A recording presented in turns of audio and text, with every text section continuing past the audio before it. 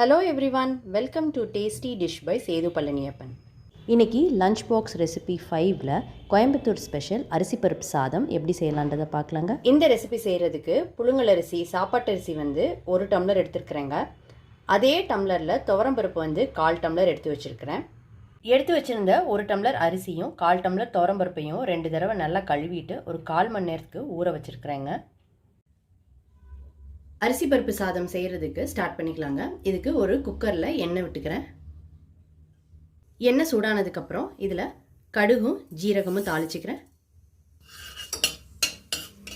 கடுகு பொரிஞ்சதுக்கப்புறம் வரமிளகாய், சின்ன வெங்காயம், கருவேப்பிலை, பெருங்காயத்தூள், மஞ்சத்தூள், வெங்காயம் நல்லா வதங்கட்டுங்க. இதோட பூண்டு சேர்த்துக்கிறேங்க. ஒரு 4-5 பல்லு பூண்டை இடித்து வச்சுருக்கிறேன். ஒரு தக்காளி சேர்த்துக்கிறேன். வெங்காயம், பூண்டு, தக்காளி எல்லாம் நல்லா வதங்கட்டுங்க. இந்த ரெசிபி வந்து குயிக்காக 10 மினிட்ஸில் செய்யக்கூடியதுங்க. இப்போ வீட்டில் அரைச்ச குழம்பு மிளகாய் தூள் சேர்த்துக்கிறேன்.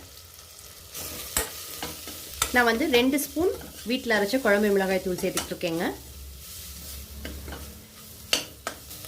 மசாலா நல்லா குக் ஆகிடுச்சுங்க. இப்போ தண்ணி சேர்த்துக்கலாம். 1 டம்ளர் அரிசிக்கு 3 டம்ளர் தண்ணி சேர்த்துக்கிறேன். தண்ணி சேர்த்துட்டு நல்லா கலந்து விட்டுக்கலாம். இதில் உப்பு சேர்த்துக்கிறேங்க. இப்போ தண்ணி வந்து ஒரு கொதி வர ஆரம்பிச்சிருச்சுங்க. இப்போ ஊற வச்சுருந்த அரிசியும் பருப்பையும் சேர்த்துக்கிறேன். எல்லா ரைஸும் பருப்பும் சேர்த்துக்கிட்டாச்சு. இதை கலந்து விட்டுக்கலாம். கலந்து விட்டுட்டு தண்ணியை குடிச்சு பாருங்கள், உப்பு கரெக்டாக இருக்கான்னு. பத்தலைன்னா இந்த ஸ்டேஜில் சேர்த்துக்கிட்டுருங்க. இப்போ குக்கரை மூடி 3 விசிலுக்கு வேக விட்டு எடுத்துக்கலாங்க.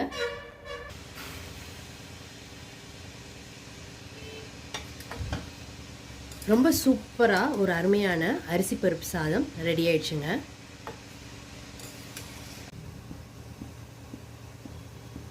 ஃபைனலாக இதில் 1 ஸ்பூன் நெய் விட்டுக்கோங்க.